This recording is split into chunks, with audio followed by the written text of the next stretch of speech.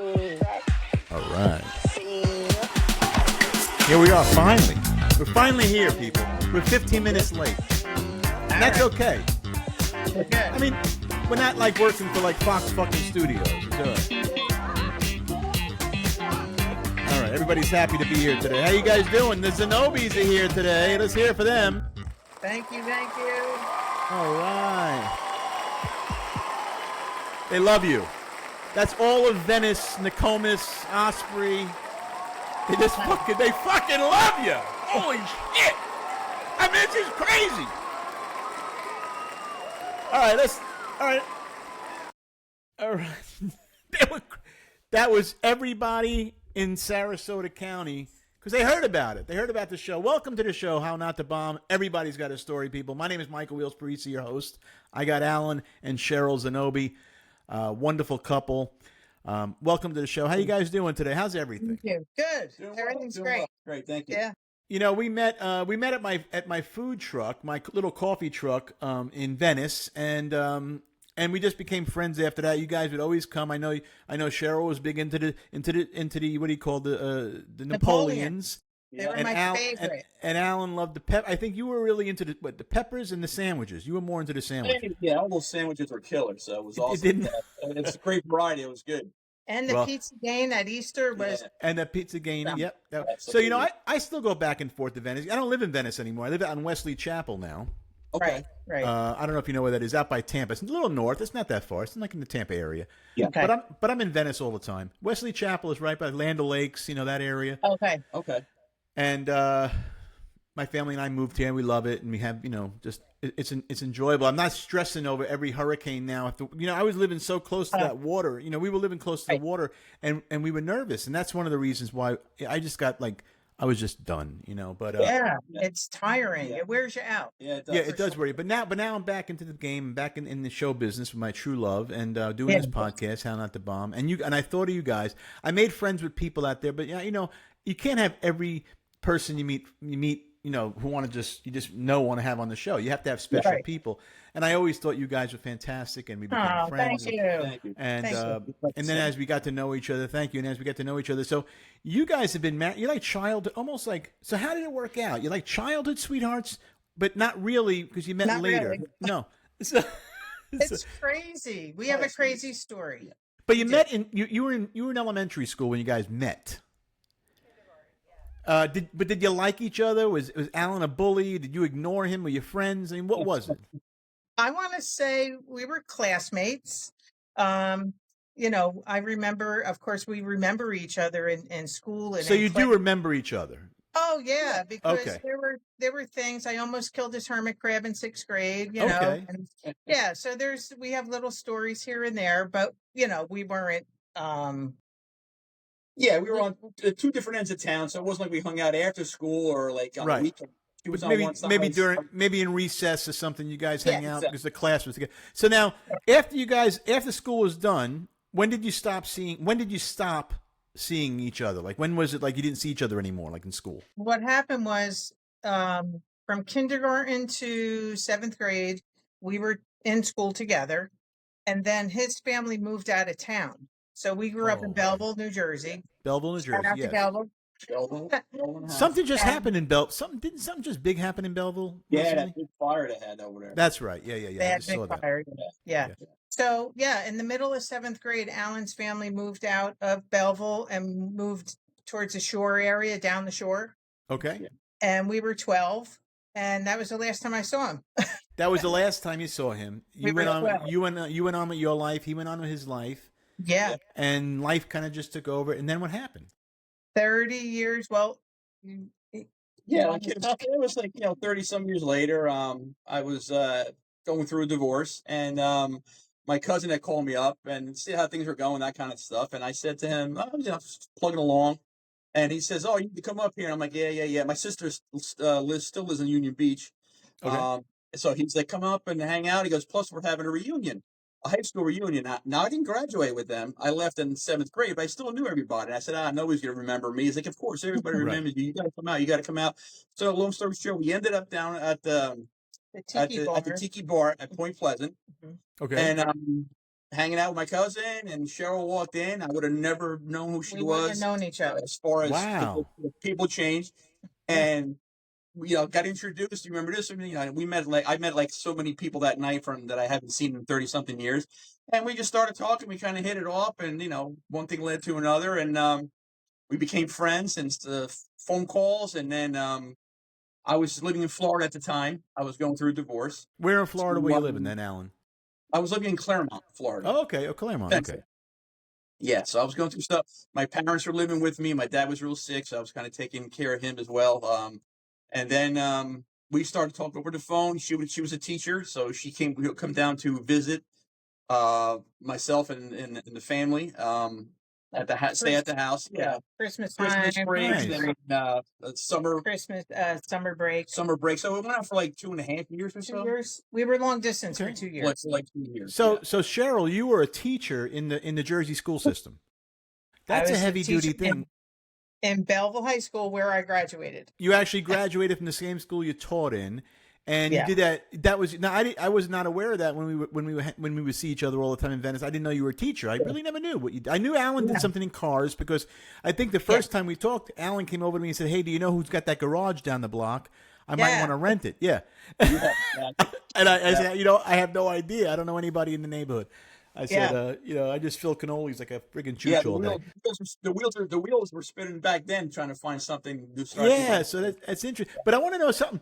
So you met. So you went to kindergarten together. You didn't see each other in 30 years. Then all of a sudden, boom.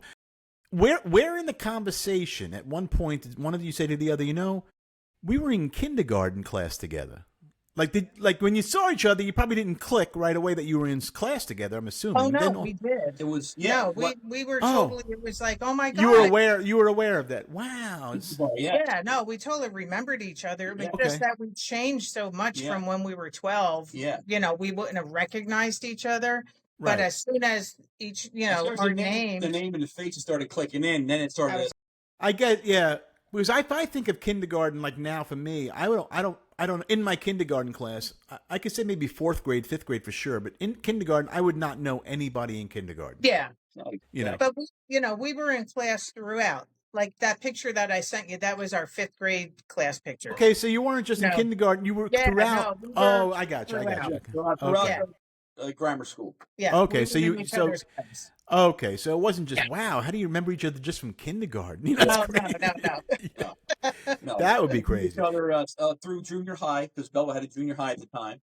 Then I left in the middle of 7th grade, and that's when I went down to Hazlitt. Yeah, and that was the last time we saw each other's face. We were 12. You were 12 years old was the last time. Alan, you played football. Yeah, I played football in high school, and I really enjoyed it. And it just didn't work out. I was undersized, and the coaching, the team wasn't really that well. We didn't do well at all. But I always had that fire. And then I ran into somebody who was playing at a team in Plainfield, New Jersey. And I said, without college, he said, no, Al, you got to come out. He goes, we take anybody that can try out. So, long story short, I went to try out there. I dug up my old high school equipment, and it was all, it was like Rudy. I went out and I strapped on this equipment, and it was all beat up, and everything was tore up. And the coach says, yeah, because we could definitely use you. And from then on, I ended up playing probably about 12 years. Made some great friends, great memories. My friend, very good friend of mine, Jerry Romano. We still keep in touch. We met at first day there, first practice. We hit it off in the parking lot, started talking, and we've been friends ever since. And that's crazy. We wrapped it up. I played a couple teams in New Jersey, a couple in Pennsylvania where I won a national championship. Wow.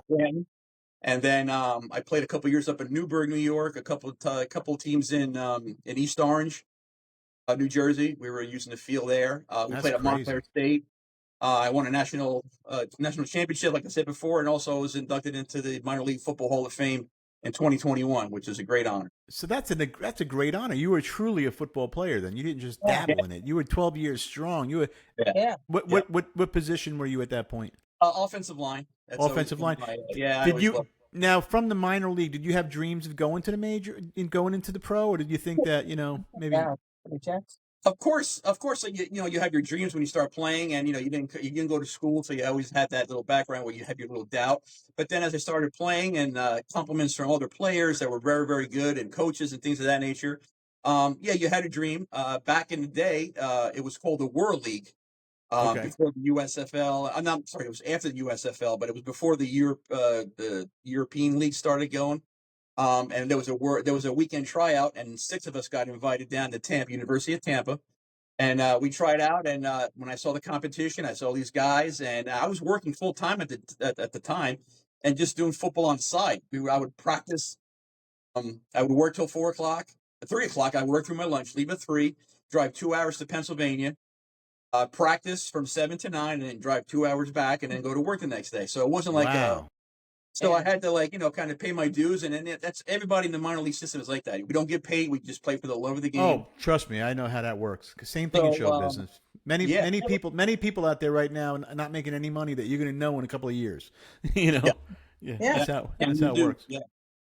And I was able to connect with other teams, and one team led to another because financial situations, everybody's different. The owner, it's just one team led to another, and then you have contacts, guys who played. Hey, listen, we need you up here, and that's how we ended up in Tampa for the trial. But when I saw these guys playing, and I said, I knew my level. I said, I knew this is as far as I'm going to go because they're just too big, too strong. Yeah. Undersized. I mean, if you have short arms, little T-Rex arms, you're not going to be able to block anybody. And you're not going to do anything that's going to make you different body wise. You're going to be you natural. You want to go natural. Yeah, so I went as far as I could with God, but with what God gave me, and I was able to have bunch of great years, met some great guys, great memories. Oh, you did that's an amazing accomplishment. And you were also into the sports, weren't you, Cheryl? You're also into. You were in school. You also were a coach at one point. Yeah, I coached basketball and softball at Belleville High School, and then 2 or 3 years I coached at Rutgers University softball. That's crazy. So it's sports inclined family. Did your kids turn out that way? No, my son actually. I tried to get him involved in some things when he was younger. I gave him a little chance to try a little everything because I started out as a cyclist at the age of 4. Okay. And I rode not professionally, but I rode in the categories as I got older, up to the age of 13. And then when my body started going through changes, extra meatballs, that kind of stuff, I started putting on weight, and the bike kind of went off to the side. And I just enjoyed the contact and the game itself, and I just kind of moved on to football full time. But I tried to introduce him to everything because I played a little bit of everything growing up, and it just wasn't for him. It's just hey, same thing with my daughter. She wanted to go in the health field. What entertainment? Thank God, entertainment wasn't for her. Trust me. But that's the big joke with Nick, because Nick is a big kid. He's 27 now, but he's 6'4", he's like 250, and he lived with the 2 biggest jocks, and he hates sports. Yeah, and you know what?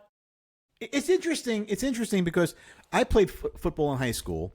I was on varsity in football, and I was more of a wrestler in high school.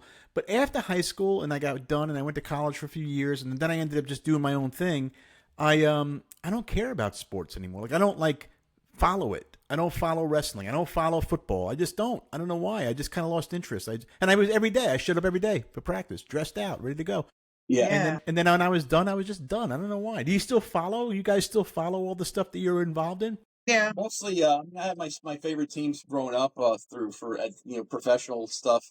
But a couple of years ago, when some of the things started changing, the game started changing a little bit more. Political stuff, and just I kind of turned it off. So I went back. It was a big turn off. So I went back to the roots of the game, where everything and it's the fanfare is college.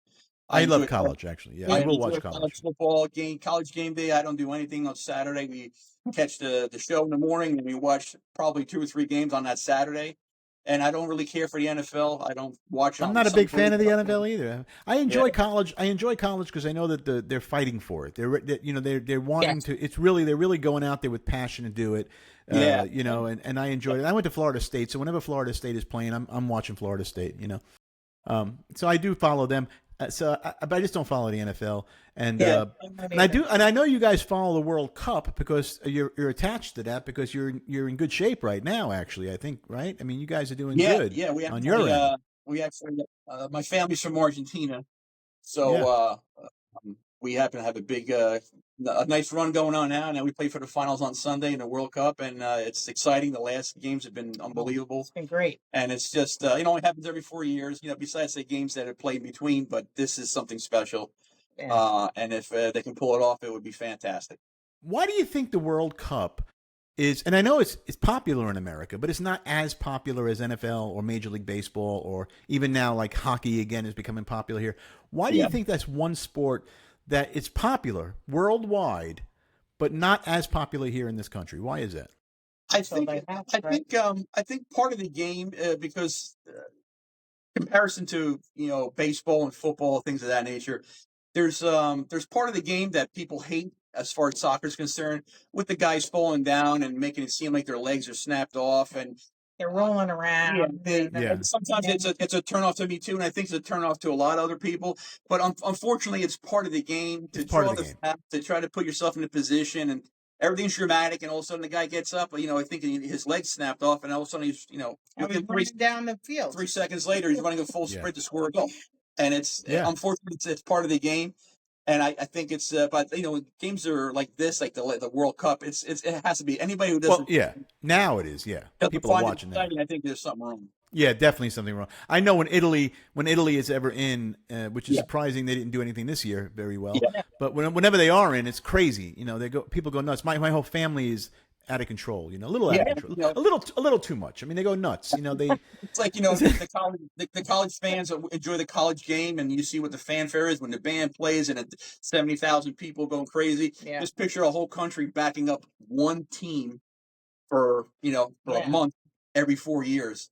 Right. It's just crazy. I'm seeing videos from my family's still over there. I have everybody except for my sister and her kids up in Union Beach, and my aunt. Everybody else is in Argentina. I haven't seen them in years. So wow. So you have a lot of family in Argentina. Everybody's still there. And what about you, Cheryl? Where's your family from originally? Your ancestors, your roots? So Alan's family is originally from Italy, and they migrated. So a lot of people went to Argentina and Brazil. Oh, yes. Italian. There's so many Italians in Argentina. Yeah, I think it's the second largest Italian population is Argentina. That's for sure. So, so my mom is Italian. Well, it's 100%.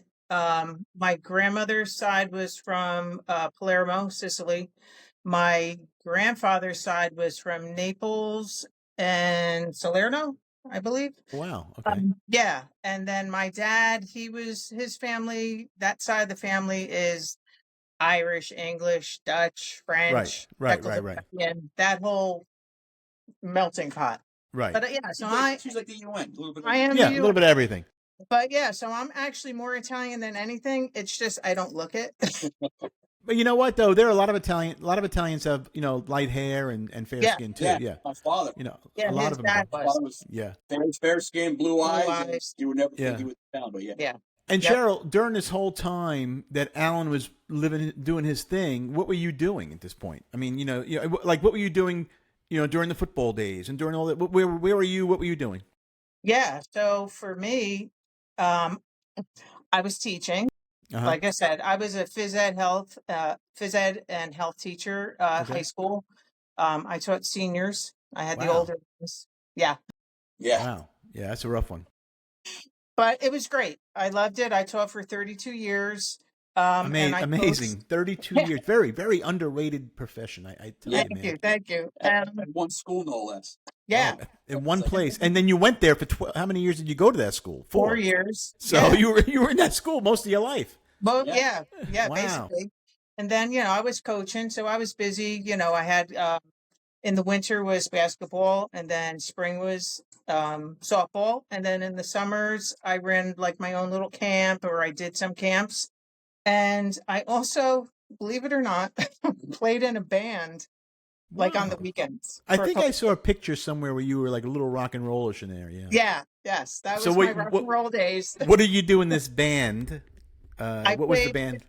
I played guitar, and I played little percussion, like hand percussion, congas, all that kind of stuff. And I sang a little bit. Wow.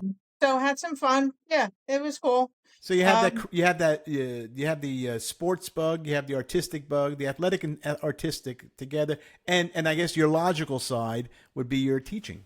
So you get to be logical for as much as you can, and then you Yes. get to enjoy some fun in other ways, and that's great. Yeah. You were in a Yeah. band, and I saw Yeah. that picture of you and Michael Perioli. How did that happen? Gosh. So, like I said, we grew up in Belleville, New Jersey, which was Italian American. Yeah, is it a big Irish. Italian American area? Huge. Yeah. Is Yeah. it? Yeah. Okay. Oh my gosh. Yeah. Yeah. Yeah. That was it. And so at the time, with the Sopranos, because the Sopranos were kind of based out of Belleville, New Jersey. Really, I had no idea that's where they were based. Yeah. Yeah. Essex County. Yeah, Essex County, and Okay. it was. I mean, they did a lot of filming in Belleville and the surrounding areas, but the story was from Belleville and the family. Yeah, I think they were talking about back in those days was Vinny Ocean was the guy that Soprano was actually playing. The real guy's Yeah, name was and, Vinny Ocean. Yeah. Yeah, and there was a lot of connected families in Yes. town. Yeah. Sure. Yeah. Growing up, Yeah, you, That's- you know, you knew who the people were, and it was Yeah. great. I wouldn't. I love that. I love that place. Growing up there was a great. Yeah, it was- Everybody knew the respect was there. People were honorable, and they took care of you, and they watched out for you. Now, when you guys got married, you lived your life in Belleville. No, Correct? No. no. Let me get back to the Yeah, other thing. yeah. So, Okay. as far as Christopher, Yes, Christopher. so one of my students, I'm going to give a shout out, Vinny Casarelli. Hey, Vin. so- Let's hear. Hold on. Vinny. Let's hear Vinny Casarelli if he's listening today. Vinny Casarelli. Vinny Casarelli. They like him too. Oh, beautiful. All right. So Vinny Casarelli's family, the Casarellis had a bunch of different things going on. His parents had the pharmacy. His dad was a pharmacist. His other uncle had the funeral home, this and that. So the funeral home scenes were all out of Casarelli Funeral Home in Belleville. Okay. But they also would film at Vinny's house sometimes. So, like I said, Wow. he was one of my students. So Vinny had a good in with these people if they were doing a lot Vinny of filming. had a good- So Vinny would say, "Hey, I was Miss Marion at the time, my maiden name," and he's like, Okay. "Hey, Miss Mar, they're filming at my house next week. Come by." So I would show up and I would see everybody. That's great. So, So you were yeah, it was- you were it was involved fun. within an area being involved in and they were there and you just being right there in the mix. Yeah, it was great. It was fun. That was a great one of my favorites. I wish they would have kept it going, but I didn't like the way it ended. But Unfortunately, I know. Look, we got our mug. you got your Sopranos mug. Look at my mug. Let me see if I'll show you my mug. Parisi's. There we Yay, go. there you go. Absolutely. So you But didn't when, you didn't live your life in Belleville.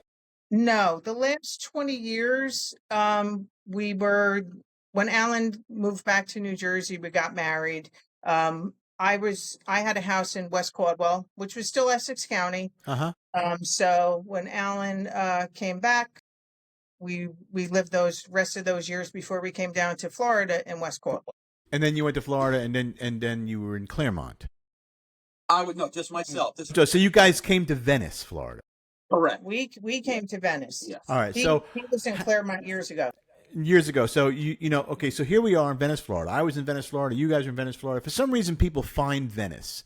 Yeah. My wife and I found Venice because we left Vegas. We moved out of Vegas, and we ended up moving to Sarasota. And we were looking at that time. We were renting, and we said, we just stumbled across Venice, and go, oh, we love it here, and we bought a house. I walked, you know when you walk into a house and you go, oh, yeah, just put an offer in. This is the one. Yeah. Yeah. That's how it was with us. And of course, Same. my daughter went through the school system in Venice, and I had my business, and it was great, Okay. and lived there 7-8 years until okay.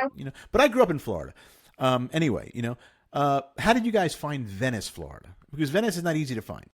No, we were We looking took a at chance. yeah, we were looking at houses on we looking at houses, watching YouTube videos of markets and this and that. We came across a builder that we liked as far as houses, and the houses that we saw, they were on the East Coast. But we also found out that they had developments on the West Coast. I had a good friend of mine, Rich, who lives in the area in Northport. And he said, Al, you got to check out the West Coast. It's much better. This, that, the other. Because, he lived a few different places in Florida. He loved it out here. So long story short, We were never on the West we were Coast. never, Never on the West Everything Coast. was East Coast. Okay. Yeah, Everything was yeah. East Coast. I have family in, Boca, West Palm, that normal area that a lot of the Italian from New Jersey and Yeah, New York. everybody. That's where they. That's one of the reasons why I don't like it over there as much, because it's like, if I'm going to move there, why don't I just move back to Long Island? That's what we to me, said. We said the same thing. Yeah. I don't want to live that life anymore. No. Yeah, exactly. because we were in the hustle bustle. We were in North Jersey. Yeah. We were 11 miles outside of New York City. So, we had to get away. And this is during COVID too. Yeah, like that I was the big Okay. I was teaching, and that did me in, and that's when I decided to retire. And that's when 32 years though. You did it. I did. Well, I was do gonna- you could have retired? You could have retired at 25, easy. Yeah. Yeah. I mean, you I was put going to go a couple more years, but if it wasn't for that, we might have stayed a little bit longer. Uh-huh. But just how New Jersey changed and everything that happened during it that sure time, did. Yeah. it was like, let's put the house up for sale and we're leaving. And that's what happened, and we just took a chance on Venice. Took We a were chance. never here. I came down. He came down I did first. everything over the internet. I reserved a department. Put Wow. a down payment on it. Drove down with a trailer full of all my stuff and my tools and all that kind of stuff. And I came down here, and I was down here, and I just started looking at houses that were for sale, land, that kind of thing. We didn't know which way we were going to go. And I then, was still home teaching. Yeah, she had to finish. You were her still year. teaching? Wow. Yeah. So I came down in November. So you were a body guy then. That's what you did. You always did that. It's been my whole career, correct? Okay, Yeah. gotcha. Mostly collision, and then the last maybe 15 years into the restoration end of it. Yeah. Okay. So and I want to get into that more, because that's a great story when we talk about your business and all that. But it's a different business now, I think. Yes. The regular body shop, not restoration. That's the same business, because you're still working on hard bodies. Yeah.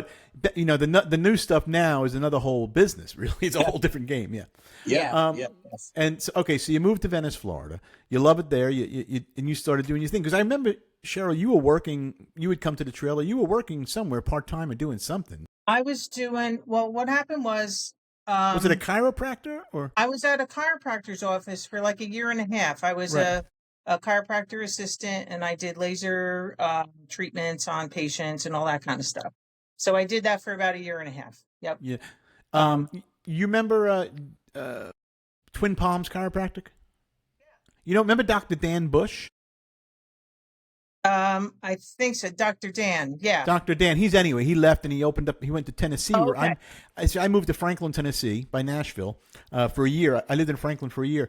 And then all of a sudden I see Dan Bush is there, and I'm like, holy shit! No way. We moved to the same place, and Really? we left Venice the same time. I opened up my little consulting firm in Franklin. He opened up a chiropractor, and then I left Franklin. My wife and I, we decided it wasn't for us. Yep. And moved back, and then I see that Dan moved back the same month. Gosh, I didn't know that. So he's gonna come on the show now, Dr. Dan Bush. He's actually based in Inglewood now, but yeah, we both have to. I think you give it a year. I think a year will tell you a lot when you leave. We really missed Florida. You did. Do you find that, like, when you guys go back to Jersey, do you find like it's fun to be there for a week, but then you want to get the hell out of there? We haven't been back. You haven't been back, so you don't even know. Yeah. It's interesting. No. I don't get. We know that part of the world is changing. New York is changing. Jersey is changing. Yeah. Not for the good. Years ago, whether you were a Republican or a Democrat, it didn't matter when you said it. You could say you're a Democrat, and everybody was, oh, you're a Democrat. Oh, you're a Republican. It didn't matter. Everybody kind of lived their life, and we joke with each other. You're gonna lose, whatever. It was fun. It was fun. It was all fun, and rib tickling shit. But now it's become such a now it's violent. It's like violence, It is. It's like you don't even like to say what you are. Like, I'm very open about that I'm a Republican, because that's who I am. I'm not going to deny that. But I mean, when I opened up my business during COVID, I was worried about saying that. So it was one of those things, I don't even want to say I'm Republican. I'm not looking to make enemies here, But now I'm Republican. That's what I am. Yeah. And I wish everybody the best, and I hope the world heals itself somehow. But whatever happens, happen. But we all moved out for that reason. We all know why we moved away. Yes. Yep. Absolutely. And I'm amazed by people who don't leave. like who still stay there, and you know. I understand some people Yeah. are stuck and they can't, which I Yeah. totally get, and it's Their it's tough. family jobs, you know. Family jobs. You know, if but you have a couple years before you retire, you don't want to give up and lose everything, so you got to stick it out. But Yeah. you know, it's not for everybody. Same as down here. People, oh, Florida. It's not for everybody. If you It can't really take isn't for don't everybody. come down here. It's heat and, Yeah. heat and hurricanes. Yeah. I'm tired of hearing people say, how do you handle the heat? You know what? You just handle it. You just fucking do it. Just You like know, we used to handle the cold. Yeah, you just do it. You know, Like, you just, listen. go, there's air condition. You know, you move it, go inside. I don't know what to tell you. If you can't live in the heat, you can't live in the cold, maybe where are you going to go, you know? Where you going? Where are you going to Live in a go? bubble. Yeah. Yeah. But so you're in Venice, and then I know Alan, you were working for another auto body shop, and you were there, or you were like, how was that doing when you first got there? Cheryl was working in the chiropractic, working there for a year and a half, and you were working in another place, correct? Yeah, I was working at a local shop here, a restoration shop. Okay. And I was there for almost 3 years. I was a body shop manager there. So it just It didn't work out. move on, things changed, and it just wasn't the same. Cheryl's And laughing. Cheryl's all, laughing. all the wrong reasons, and it wasn't what what I was brought up with. Right. This it wasn't what I was brought up with as far as integrity and honesty, Morals and ethics. having morals And values. and And value. all the things that we, all three of us, grew up with. Yeah. Right. Yeah. Yeah. The doing the right thing, Doing trust, the right loyalty. thing. Yeah. Yeah. All And of that's that. and of course, I could see there's something there, and that's all right. We don't got to talk about that if you don't want to. I get it. Yeah. But fuck it, whatever. It is what it is. We moved. Yeah. God works in mysterious ways. He closed the door for a reason, and shit happens to you for a reason. I firmly believe that, and I couldn't have what I have today if I was still stuck in that place. And I 100% agree. And that's Yeah. the one thing and one of the things I stress about is how you can reinvent yourself. And that was the show's concept at the beginning, interviewing people who've reinvented themselves. But it's interesting because we were talking one day at the trailer. I think the three of us were talking at my trailer, and I remember you saying back then that you were looking to get. Why don't we do this? You were going to do it together eventually. This was brewing for a while. I know that you were looking to get into business. This is not an overnight thing. You've been thinking about it and talking about it. No. So you both joined forces now. Now you're a team. It's a family business. It's called Babes. I love the name. Babes, yeah. And you do restoration. Explain a little bit about Babes. It's a classic car restoration shop. So we don't do any of the newer cars. It's mostly classic muscle cars, vintage cars. I don't do any mechanical work. I'm strictly a body and paint guy. I have connections in town with people who do mechanical stuff for me when need to. So I give them mechanical work, and they do the mechanical work, and they send the body stuff over to me. So you have like a good relationship with other people, business to business. Good connection, good relation, yeah.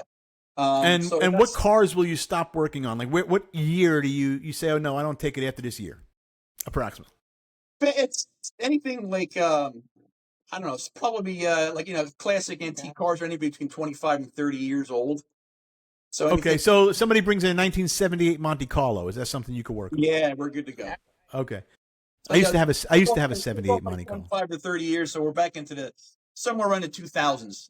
Okay, so the 2000, because that business has changed, like we were talking about. Like now, I had my Mercedes. I had at one time I had to bring into a collision shop because somebody hit me. And it was the back fender and back bumper. And the guy at the collision shop just tells me, he goes, you know what? We don't fix anything. We just buy a part and we replace it. Now it's all, there's nothing you can fix. It's cracked. Where years ago they would actually fix things. Where now, I guess it's a different business, right? Now it's just replace. Yeah. Labor rates are different. So, you might be able to get a cheap panel for $200 or $300 as opposed to a guy working on a car putting 5 or 6 hours in at whatever the labor rate is. And you're going to pay more money, but some people want the original panels on there, which you can do. That's not a problem. The more I wouldn't say cheaper, but I guess the economical way to do it is to get another panel and put it on. Instead of spending. But some guys say, no, it's an original car. I want to keep it original, and you do whatever you can to. You do what you can. Yeah. It's funny. Years ago, I used to work. I was a corrections officer for a year, Nice. Really? right before I got into comedy. Like literally, I was a corrections officer. I went on an open mic one night in Pips in Brooklyn, in New York, and I said the next day I went to my job at the corrections department of corrections. I said I quit. They said, "Why are you quitting?" I'm like, "Because now I'm a comedian and I don't relate to this anymore." And he goes, "What are you fucking nuts? You mean you're a comedian? Overnight you had one day off?" I said, "Yeah, that's it." But anyway, I used to drive back and forth to work. I had a 1974 Cuda. Do you know the Cuda? Yeah, absolutely. Had a 340. I think it had a 340 in it. Yep. Four back. Yeah. And anyway, Hemi and all that, right? So I had this car. I knew nothing that it was a classic car back, and this was an '88. I knew nothing that the '74 Cuda and the '71 Cuda were very desirable. You know, it was blue, it was beautiful, and it wasn't cherried. It was used, but it was nice. It could have been fixed perfectly. So one night, I'm coming home. I'm driving home, and this is a mistake I made. I drove home and I got hit by another car. I was actually out in the intersection, and probably my fault, a little past the stop sign where the other car coming and just hit my whole quarter panel. Yeah. And the whole thing just went like this. And I got so frustrated, I actually gave the car to somebody. I didn't even sell it, nothing. I gave it away. Yeah. Years later, my brother tells me, he goes, "You know that Cuda you had's worth like $60,000 if you would have restored it." Yeah. I had no idea. And I gave it away. I said, "I don't want it anymore. I'm not going to fix this friggin' piece of shit." You know, 74. I'm going to get something new. You know, I'm going to buy a Toyota. You know, and whatever. Yeah. And that was back then. But so you restore cars. I love the fact that you have this vintage way about you. But even in the logo, it's very you know, it's just real like pinup girl look, pinup style. I want to say it's kind of like. You know? We were going for. We both enjoyed the '50s. You know, the music is number one. And That's just the cars, number two, and just like the whole atmosphere back in the day was great to grow up with. And that's what we grew up with. You know, like my parents, you know, that was their and they had a 57 Chevy in high school. And then after they got married out of high school, then they had a 1960 Impala. Yeah. And I wish I had these cars. Yes. You know about them and you wish you had them, right? I know. Exactly. I'm like, "Ma, where'd these cars go?" And she goes, "Oh, we sold them." And I'm like, "Great." You know, because back then they weren't worth it. They were just worth, but they were worth. You know, they were blue book. You know, and it's true that everything comes back around again. It's crazy. Yeah. But you don't realize that, you don't know that, and you don't think that way back then. You just think like it's an old. It's like if I get rid of my car tomorrow, my car that I have now, in 40 years from now, it might be worth more money now. You know, but you don't. I'm not thinking about that car in 40 years from now. You know, like the cars like people collect the cars in like the 30s and the 40s. Yeah. But now they're getting older, so now, but the younger crew is not really into them so much. So now we went through the Camaro and the Corvette stage and that kind of stuff. Now some of these older cars that didn't bring us now starting to come back around again. Like the cars when we were in high school. When we were in high school, are starting to make their way back into the. What'd you have in high school? What'd you guys drive? Do you remember? Well, I had a hand-me-down '69 Chevelle. Wow, that's a nice that was my mom, so I drove that one. I didn't have anything new until probably like 1989 when I was working at a dealership. So, but other than that, I had that '69 Chevelle for a little while. Chevelle was a nice car, though.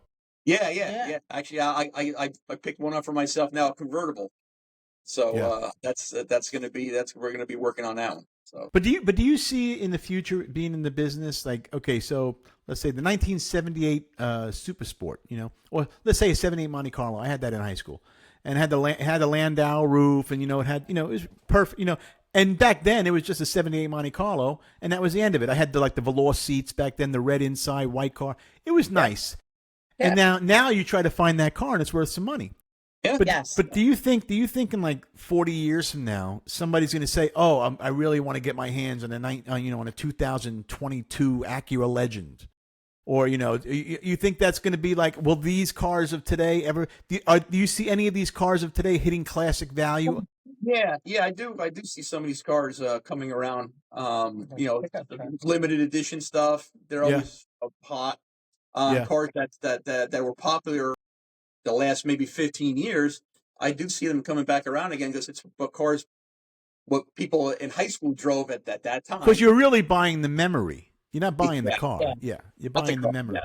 You're buying the package that comes with it and the times, you're hanging out with your friends, trips with your family, whether it's a station wagon, whether it's a van. It all comes back full circle. It does.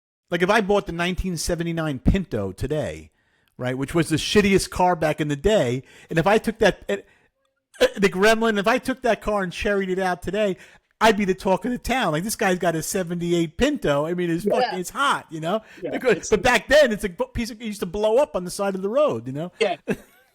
Oh my God, yes. Absolutely. So how do you like the experience of having your own business now, working together every day, married couple, like my wife and I were married, working every day together. How do you like that experience, being around each other now at work, and then you go home, and then you're home? Well, it's great. It's kind of. I don't have a. The thing is, It is great. The thing is, it shows her what my side of working was compared to like a teacher stuff, where she went to the same place every day and it was her curriculum and students, and it's a different atmosphere as opposed to, and you got, paid holidays and paid days off. When you get into the body shop and mechanic business, it's very, very difficult to find a shop that gives you paid time off. Even vacation. I never got vacation time. Nothing. And I was like, what are you talking about? Yeah, you got to be here 6 months to get a day and a half worth of pay. Right. It's like crazy. Yeah. It's terrible. But she's on my end, and she sees it, and she sees the work that has to be done to the car. So as opposed to saying, "Oh, what'd you do today?" "Oh, I had to fix the whole side of a Camaro or something." "Oh, okay." But when she's actually there and she was walking around the shop, she sees me fixing something. She sees the effort and what has to be done to what needs to be done. Yeah, beat up and rusty to a finished product that's shiny and brand new and looking like you just roll off the showroom floor. Yeah. It's a different mindset. Like you have, and then you can see the value and why things like that can cost upwards of money. So much. And people don't realize it. They think, everybody's an expert. That's not an expert. You notice that? Yes. You ever have everybody comes? I'm sure you have people come in the garage. Yeah, come on, this is a nothing job. Stop bullshitting me. I know you can get this done in an hour. They don't know. They don't know that it's not really done that. Yeah. They don't know. A car is 40 or 50 years old. Who knows how many times it's been fixed or repaired, or somebody else got in there before you and did some stuff to it. So even looks good on the outside. It's nice and shiny. If there's something underneath it that you can't see, or now it's cracked, for me to get to it and repair it, it's a lot of labor. Who knows if they repaired it right the first time? Right. So because years ago, a lot of the cars you're dealing with now, years ago, those cars, when they were on the road, normally would be getting fixed by parking lot bondo people. Remember the guys that go in the parking lot? They were usually from another country, and they would bondo it up, and sand it down, and then it would fall off on the way home. You had a big hole in your fender, Yeah. They used to fix your car while you were shopping at Pathmark or shopping. Yeah. That's what they do. You're shopping, and they come over to you, go, "Look at this! I can get this done in 20 minutes. Give me 20 minutes." You come out with a loaf of bread and some cold cuts, and your car's painted, ready to go back home. And it's perfect, It's like, but nobody knew it was paper. It was like paper mache under there, Nobody knew what the hell it was. As soon as you hit the water, the color ran off. Yeah, it was terrible.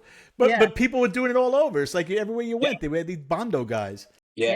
And the other thing too, like I said, now that I see exactly what he goes through, when he starts tearing a car apart, you don't know what's inside, the clips that are broken. This is bad. This is rusted, and it's just, some of these cars are challenging, and it takes a lot of time and a lot of effort to make them right. And he's going to make them right, and he's going to do it the right way. That's what I'm saying. You're truly, it's almost more than, you're not a body guy. It's like an artist now, and what you're dealing with. It's definitely a craftsman. It's a craft. It's a dying art too. I mean, everybody can go online and order brand new parts and put on a fancy bumper and drywall screw it, and then hide it with filler and go, "I got a custom car." No, it's more than that. And then when you're getting into the paint, that's a whole other area. That's another. And if you can't find the part, sometimes you have to make the part. I mean, if you can't, there's certain things you have to fabricate.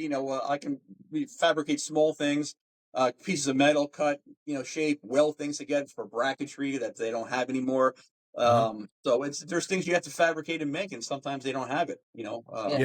When they don't have it, I should say. When they don't have it. Yeah. Now, when you walk into Babes, because the logo is hot. I've seen some of the pictures. I like that you have the little coffee area. Yeah. We got to get you some Parisi coffee. I'm going to send you. This way you could use the coffee. That was awesome. You know, because we still sell coffee, by the way. I still coffee business. Yeah, and I used to buy your coffee. It was awesome. And I still sell it. So I'll send you a few bags to the shop. The I'll send you that was the winner. I still sell the fat clemenza. I sell the cannoli, and I sell the Italian. Yeah. So and I sell them in whole bean or in ground. What do you guys ground? You like them ground? We have the machine. We have both, so we can do it either way. Okay, so I'm going to send you a few bags just so you can keep there and there. But when people come into Babes, and it's like that 50s vintage style, do you try to create the experience with that too, or people don't really care? Yeah, like when you walk in there, I know you had the neon, and I saw the office area. It looks cool. But are you playing 50s music in the background? Are you doing anything like that? Yeah, sometimes we'll have that. Yeah, for sure. And what I wanted, the office and the lounge area, I guess, the coffee station and all that. We took it from, a diner, the old 50s diner shop diner look, and that's what we grew up with, diners everywhere in New Jersey. I love it. The other thing too is the experience, because a lot of them, some of them are older gentlemen or even ladies, and I wanted to be welcoming. I want them to be comfortable. Come on in, sit down, have a cup of coffee with us. There's some snacks or whatever, and talk. Yes, because like you said, everybody has a story. Everybody has a story. Every one of these cars has a story, and some of them are really, really cool. Yeah, and they want to talk about it.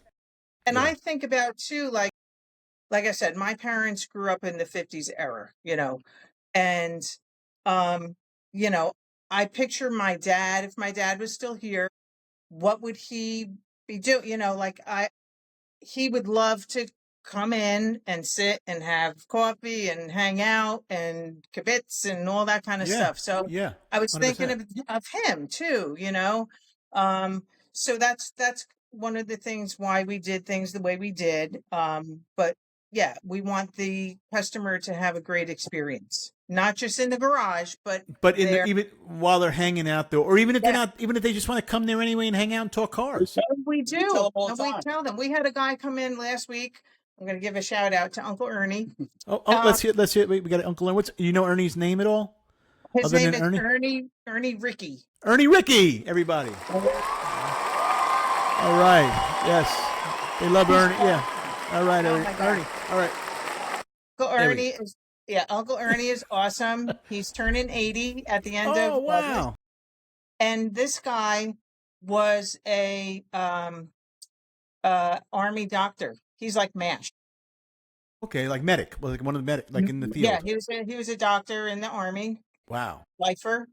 And he came in to visit us last week, and he sat there for like an hour and a half, having coffee. We were talking, and just this is what it was awesome. He's telling us old stories, and he has all these different cars he's had throughout the years, and he throws stuff by me like he wants to pick up another car, do this, do that, and what do you think it's going to take, and so on and so. So they bounce stuff off you to kind of get an idea what they're going to be in for. Yeah. For their cars and stuff like that. So it's good. He's got some great classic cars, antique cars that are immaculately done, and we help him out whenever we can. Yeah. Everything starts with a conversation. I mean, conversation is everything, and a conversation usually goes well with a cup of coffee, and you're sitting down. And you want to, put a pound cake on the table. Get yourself a little diner, booth you could put in the corner, and put salt and pepper shakers on there, even if you're not going to use them, and just make it look like you create the experience of the pound cake, have a slice of cake, enjoy a cup of coffee, and people hang. Before you know it, word gets out, man. Yeah. It's the experience.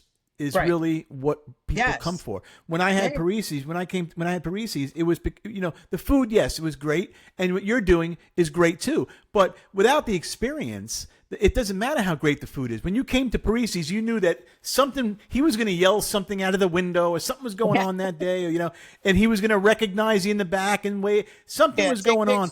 Take pictures and put But that's what I created the experience, and I think what you're doing by doing that and having that feeling, you're setting yourself aside from everybody else. That's what it comes down to. Yeah, for sure, and that's what we wanted also. Yeah. Definitely.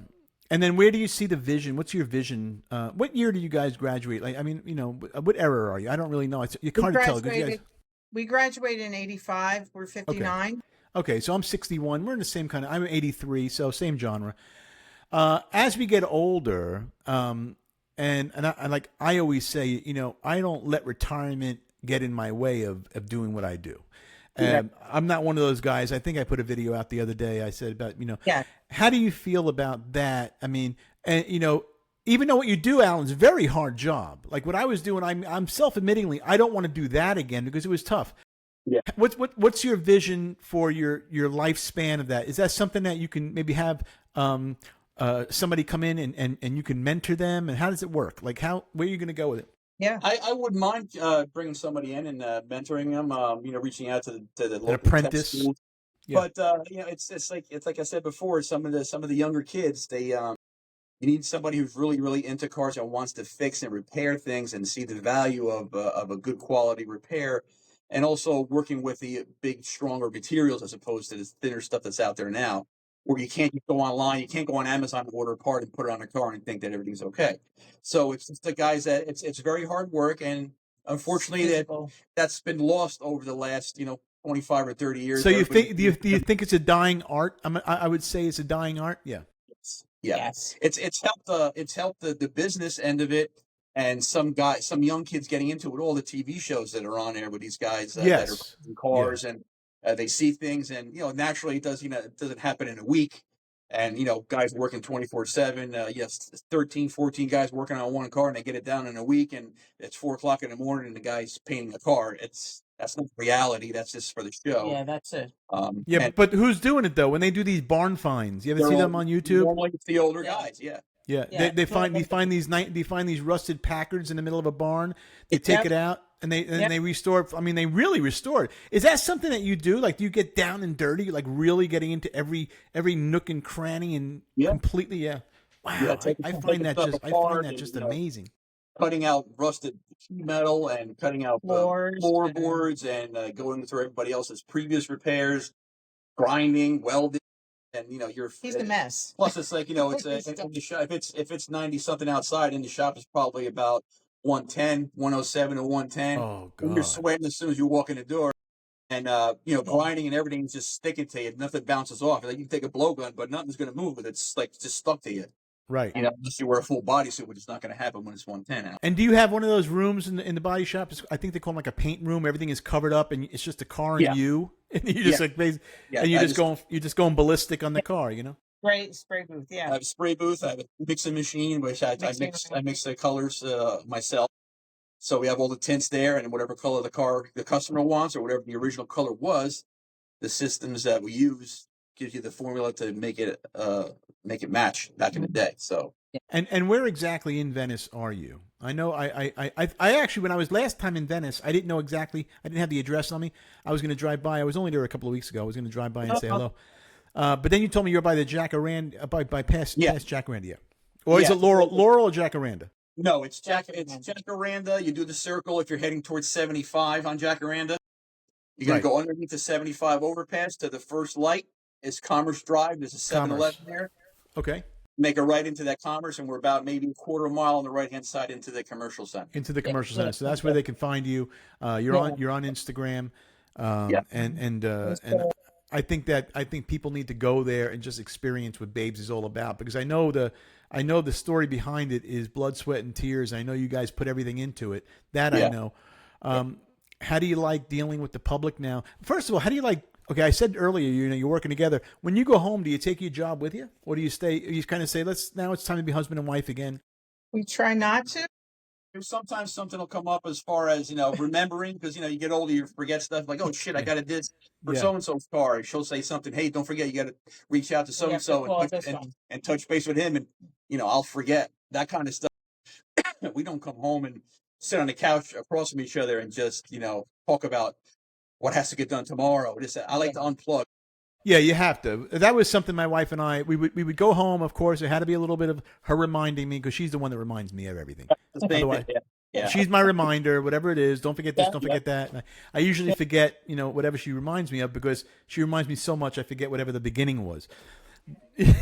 Yeah, and then but then we were done. After a little while, we would sit in the living room, put the TV on, and we would just chill out. Then it was time to get a bag of chips, watch TV, and just hang out. Watch a show, because some of the stuff on TV we don't get into. So we go back and we binge watch shows that are on TV and kind of get into that. We will go back and watch older stuff that we already saw already. We just like it because it's entertaining. Yeah. Have you ever went back to the body shop at night just to go and hang when there's nothing going on, just kind of look around, but we have cameras, so I can go there and I can kind of scope in and kind of look at stuff and kind of, sometimes I get a game plan for tomorrow. I'll see where things are at, because some things happen between me getting home and then going to bed. But since we have the camera at the shop, I can jump on there and go, okay, tomorrow I'm going to come in and I'm going to do this. Do you find yourself looking at the cameras a little too much though? No, not at all. No. Oh, because when I had paresis, I would watch my cameras. Like, I was always watching my cameras. I was kind of obsessed with watching the camera for whatever reason. I don't know why. I just could, and I did. Yeah. No. We have the internal cameras, which I can jump on whenever we want. We have external cameras too to watch the side of the shop. So something comes by, we have get the alert, the detector. It could be a rabbit running across from the woods, or somebody throwing out a garbage from the next unit over from us, or whatever. I get a ring on the thing, and I just click on it, and I can open up and see what's there. So it's great. Yeah, that's the only time. Good. I don't sit there and look through videos all day long. No. Yeah. What do you think about the new generation of where, and not political wise, just the new generation in general, the different genres, like especially with you, Cheryl, working in the high school for so long, you were there for 3 generations, right? Every 10 year, so you saw 3 different styles. But like, we're Gen X. I wasn't impressed with the millennials. No. And I'm not impressed with the new generation, but I'm kind of impressed with, like, my daughter's 21. I'm starting to see with the 20-year-olds now that, but this is personally, maybe I just see that they're at least trying to make money in their own way and becoming entrepreneurs and business people and side hustles and all that. I kind of agree with it, even though I know it's hard to find good help nowadays, and I would complain I can't get anybody to help me.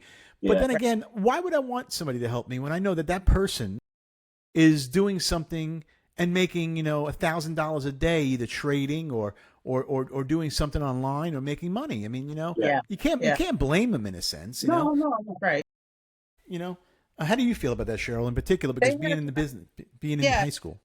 Because like you're saying, as far as the younger generation, they're exposed to more things that, of course, that we didn't have growing up, and the whole social media and different opportunities, like you said, to even make money in a different way. Where we're old school as far as the generations that I had throughout the high school. With my kids, with the students, I call them my kids. Sure. But I do remember the last few years, and I wasn't understanding it, but now I do. There were kids that were telling me that they were going to be influencers. Right. Okay. And I was like, what are you talking about? What's an influencer? I didn't even know what that was. And I'm like, what are you talking about? And so now some of them are.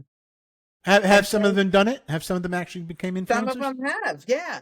Others, the other thing totally was not understanding, the gamers. Yes, that's big. God. That's my crazy. God. I didn't know this. And our school actually then had a club. They created a club for these kids that were gamers, and I didn't understand what it was, they do. These people make a lot of freaking money.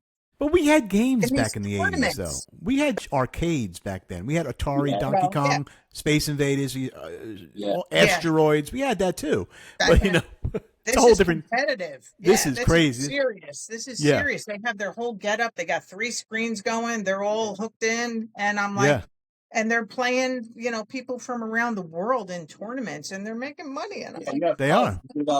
Colleges give out scholarships. They have scholarships. Yeah, it actually is becoming something, Yeah. Which I just don't know. I don't know. Maybe because we are from a different generation, To me, playing a game was playing a game. We enjoyed it. Yeah. Who knew we was going to graduate? Yeah, board games. Yeah, we would play like Monopoly, Life. Life. I used to love Risk. Yeah, then every once in a while somebody break out a Ouija board and everybody freak out. Yeah, we did that too. It was mostly the Ouija board. But you remember back in the day, and I think that everybody in our generation kind of grew up. Our best friend, like in my family, our best friends were our cousins. And cousins were like best friends back then. And they would come over the house, and we'd play records when we were kids, and on the record player, or we'd jump on the beds, or and they were in the kitchen smoking and drinking coffee, the adults, and we would just go fucking ballistic because nobody was paying attention. Yeah. And then somebody would fall, and then of course they would come in with the cigarette dangling. What the fuck are you doing in there? You know. Yeah. It's so true. And that was the generation. Yeah, the basement was great, and some basements we'd have the finished basement. Like you ask any kid nowadays. I didn't have a basement. No, we didn't have a basement in high school, but my uncles and aunts had basements, and we never had one. But they would call it the finished basement. The finished basement, yes. Yeah, it was. Every had the paneling, and they'd have a bar down there. There was always a bar. There was always a bar with nice and shit hanging all over the place. Yeah. And then, like you said, sometimes then either the parents were upstairs in the kitchen having coffee and Entenmann's. Entenmann's was a big cake then. Yeah. You know, everybody brought one over. My dad used to go to Entenmann's every Saturday up by Willowbrook Mall. There was an Entenmann's, at a warehouse. Yeah. He would come home with 2 stacks of just Entenmann's, and they tied it in the string. He'd come home. Yeah. And then my mother would freeze a bunch. You always had to have Entenmann's. You always had to have it. Over. And and everybody who came over, whenever we had, Michael, company's coming over tonight, it was one of those things. Everybody who came over would bring an Entenmann's. Yes. So when everybody left, there's only so much you can eat. We always had Entenmann's on our counter. And then when we would go over somebody's house to visit, they would always have Entenmann's on their counter. So it was just always a stack of friggin' Entenmann's wherever you went. Yes, I know. But the Entenmann's doesn't taste the same anymore. It's different now. Even the coffee cake, pound cake, all different now. Yeah. All of it is different. I know. All of it is different. And then Sundays, Sundays was an event at my we went to my grandparents, on Sunday for gravy, and you went at 2 and you just ate until 8:00. I just remember we went home. It never ended. This is how I remember going home. It was after either Lawrence Welk was over or what was the Mutual of Omaha, Wild Kingdom. The Wild Kingdom, right. Yeah. I used to love the Wild Kingdom. Yeah. And then when that was over, then we went home. Yeah. It's funny, as much as I hated Lawrence Welk when I was a kid, because I just felt it was boring. If I saw Lawrence Welk come on now, I'd totally watch Lawrence Welk. I would watch the show. If it was like a whatever on YouTube and I saw Lawrence Welk, I would turn it on, Yeah. And then there was the other one. Yeah. Do you remember what was the other one? Masterpiece Theater was another one. Yes. Remember that one? Yeah. And then on Sunday mornings, of course, in my family, we woke up to Abbott and Costello was on all those shows. Yeah, 11 o'clock. And then after school, we would come home from school as kids in elementary school and middle school. We'd watch, we'd have the Brady Bunch, Gilligan's Island, McGill Gorilla was some of the cartoons, Partridge Family. The Munsters. Were you Munsters fans or Addams Family fans? Munsters or Addams Family? I was probably more Munsters. I was Munsters, yeah. I would want to say Munsters. Because of the cars they had, all the cool shit. Yeah, the cool cars. I was more Munsters because, I don't know, I just thought it was a better show. Addams Family was a little too over the top for me. Yeah. I still think the Munsters is more of a cult classic, if you ask me. Yeah. It's interesting how we can reminisce about those days. It was wonderful. We had great childhoods growing up without any devices. We had no devices. We had no phones. No answering machines. And maybe later on we had one. We barely had call wait. We barely had, it was a busy signal if you couldn't find you on the phone. And we were still able to do it and make it, And nowadays, one phone. Yeah. One phone in the kitchen, and if I had to talk, it had an 80-foot cord. We went, and I went, and you put it under your arm. Went into the pantry. I went into the pantry, closed the door.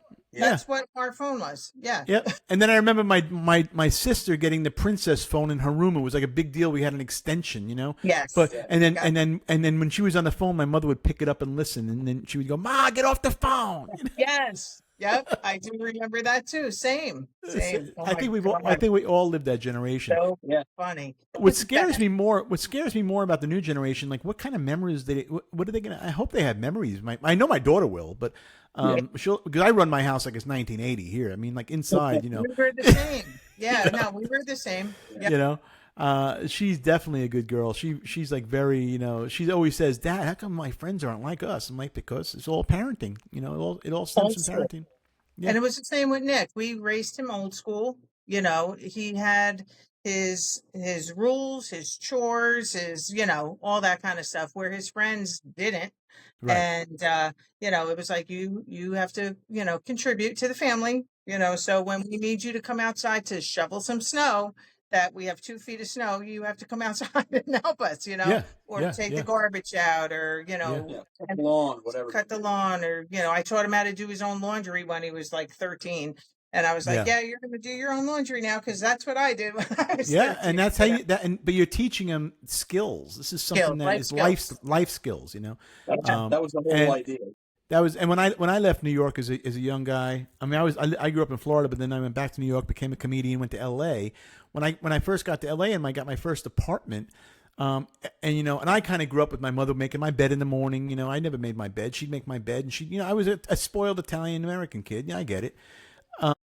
But when I got to L.A. and I had my first apartment in Hollywood, all of a sudden I became my mother. I would clean my apartment. I had to look nice because I grew up that way. So if I grew up in a really nice, clean home, and now how am I going to live like in filth? I couldn't do it. So I learned how to be clean and be organized. I learned how to start cooking things and do them on my own. And it just comes to you. Even if I didn't do it as a kid, it just came to me for some reason. Yeah. And we wanted to teach him how to be independent. Like he still lives in New Jersey. He's 27. Okay. And he's has his thing, and he's working. He's been in his own apartment since he's 21, I guess. Yeah. Wow. So he takes care of himself, and everything's good.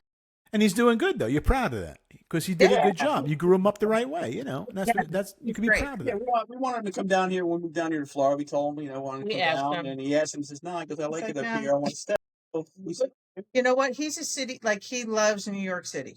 He enjoys that lifestyle, yeah. He loves that lifestyle. So some people have it, yeah. They jump in. Where me, I mean, I used to go to the city a lot when I was in my 20s and 30s, even drive in like a nut. But it was nice. But then as you get older, it's like, oh my God, I don't want to go. I don't even want to go in there. It's so crazy. So as we're getting older, what is next for the Zenobis? Well, try to keep the shop going and work as long as I can, as long as I'm enjoying it. When it starts becoming work and I'm not having fun anymore, and I have to, it's dreadful to get out of bed and go to the shop, and it kills me to put the key in the door and go, all right, that's going to be a problem. That's when I know to pull the plug. But also physical, it's a very physical job. It is. What you're doing is very physical. Yeah.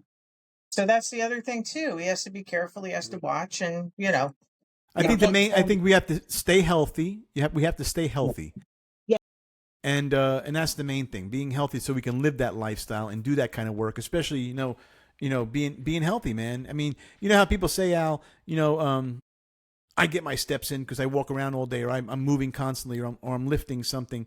I'm exercising, but you still have to, you're an athlete. You got to keep healthy. Yeah. Yeah. No. We've been. I like cycling. I still like cycling, so Good. I go out on rides. I go on Legacy Trail. I'll go around the island if I have to. Put a couple miles in. But I can, I do between 20 and 25 miles on a trip. Now it's a little hot out, so I either got to go late at night on the weekends, or I go early in the morning and get home before 9 o'clock or 10, because then it's too much. It's too hot. It's too hot. But we have our gym in the back here. We do some stuff. I had some, between playing ball for a couple of years, I had some knee injuries. So I try to keep mobile, I guess, because, after a while between standing all day long and then squatting and stuff, I come home and it's a little tough to get off the couch. But it does. And the more, that's when I feel my age. Like I feel my age sometimes if I'm sitting on the couch for like an hour watching TV. When I get up, the initial get up to go into the kitchen, the initial, I could feel it. But Try to keep healthy. That's the best we can do. Well, this was a great show. Did you enjoy coming on today? We talked about a lot of nice for things. sure. For Did sure. we miss? love Did, it. did we, And did we love miss any? Did we miss anything? Is there anything we didn't bring up that we wanted to get out? Just when we came down here a little bit as far as me getting sick and hurricanes and all that kind of stuff. But when we How do you first deal with How do you feel about the hurricanes? It was We're getting better at it. yeah, we're getting better at it. Yeah, we're sticking it out, and it's a chore when they're coming to get to prep for it. You get the madness of it. Up north it's milk and bread for the snowstorm. Down here it's batteries and generators and gasoline. Make sure you have enough. And then it's the 18 to 20 hours of pummeling, and then hoping that you come out unscathed, and then it's a week or two of cleanup. Yeah. Yep. So. Yeah, and then fixing the fences and fixing all the trees that came down, and all the businesses got to fix their stuff. Now, how is your business? How will that handle it before you move? It'll be the first one. It's in a complex, a commercial complex. So it's a concrete building with a metal roof. But how was it past hurricanes? Was it there for the other hurricanes? Yeah. The building's been there for like 20-something years, and how does it? Did you ask how it did? It always did well. Yes. Yeah. No flooding, anything like that. Everything's been fine. The people who work next to us have been there for 8-10 years, and they've been fine or anything. Yeah. It was during the hurricane. One thing I have to say, and I think in Venice last year you did really well. There was nothing. This year they're not expecting much. Everybody says that was the 100-year storm. Yeah. I was at the office on Base Avenue when it was going on, because we left the house because we said we lived across the street from the Gulf. And we left the house. We said we can't stay here just in case. We waited, but the water was starting to come across. It was starting to reach our home, and we left. And we sat in the office, and I watched it on camera up until I lost power. But I saw the water was coming closer and closer to my door. Then the camera went off, and I was like, I got that pit in my stomach, And I said, well, I already knew at that point the houses across the street got flooded. We knew that already. It happened. We saw it happen. Now it's like, we're next. And it kissed my doorway, and then I went home around midnight because I wanted to just check. I walked in bone dry, and I'm like, thank God that we didn't get flooded. But, again, lost fence, lost trees. And then I told my wife, I'm like, listen, we didn't get flooded. Let's just sell it. Let's sell the house. I think this was a calling, Yeah. And the real estate guy people, they're always like, it's the 100-year storm. I'm like, yeah, but what about the 200-year storm that might be next year? I said, the one that hasn't been, and one that could be worse, And but I really love Venice, and I miss Venice, and I still we feel very attached to Venice. It's a special place. Yeah, it's a nice place. We love best decision. We love it down. We love it here. And I wish you guys the best with your business. I'm excited. Babes is in action. I appreciate it. Thanks for having us on. And do you go to all the car shows and at least the meetups and stuff in the Culver parking lots and in the door? Yeah, we have a little booth set up, and we have stuff, and we talk to people. Have some cards and flyers to send out, and conversation with people. Good. And what about that classic car place up in Venice, in South Venice? You ever see the one over there as you're going towards Jacaranda on the right hand side on Tamiami? It's like they got like some of them are kit cars and some of them are not kit cars. They're like real. Classic. Ideal classic car. Is it Ideal Classic Cars? When you walk in, it's like a beautiful showroom. Yes. They got like the Batmobile in there. Yeah, it's a consignment shop. It is a consignment shop? Yes. Okay. But not all of them are real cars. Some of them are kit cars, correct? Some are some are kit from movies and things of that nature. But I would say 90% or not more, 95% are actual restored cars that are on consignment there. That are. I was amazed. I always used to go in there with my daughter just to go look at it's a beautiful place. I just like the inside of it. But anyway. Well, I'm glad you came on the show today. We had a great time. Thank you for having us. I really enjoyed our conversation because you have a great story. You're doing your thing. You're moving on. You're not going to stop until you decide you have to stop. But for the most part, you started a business late in life, and that's an amazing thing to do. And you could have been retired already if you wanted to, but you decided let's do it again. Because you can't stop greatness, you know what I mean? Just keep on doing it. Let's just do it again, That's it. Yeah, for sure. Well, Thank you. We really had a great time talking to you. I really appreciate you for doing the show. You're always invited on. Again, before we close out here, let's give everybody the places where they can find you, where they can see you, when they can contact you. Okay, so we're at 735 Commerce Drive, Unit 8. right off in Venice, right off of Jacaranda by the Amazon Distribution Center in that industrial park. We have a Facebook page, we have an Instagram page, we have a website you can get onto, Babe's Body and Paint. And yeah, just Come out and see it. All right. Well, Yeah. I'm gonna be out. I'm gonna be out there. I'm gonna be out in Venice soon, so I'm definitely gonna come out and see you. yeah, And, for That'd be sure. great. I'm gonna send some. I'm gonna send some coffee out to you guys. Yeah, So that'd be good. I miss you, and I miss seeing your faces every day. But this was fun, and thank you for doing the show, guys. I appreciate it. Thank I you appreciate so it. much. Mike. All right. Have a Thank good one. you. Enjoy. We love you. We Love you miss too. Thank you. Okay. Okay. Bye bye now.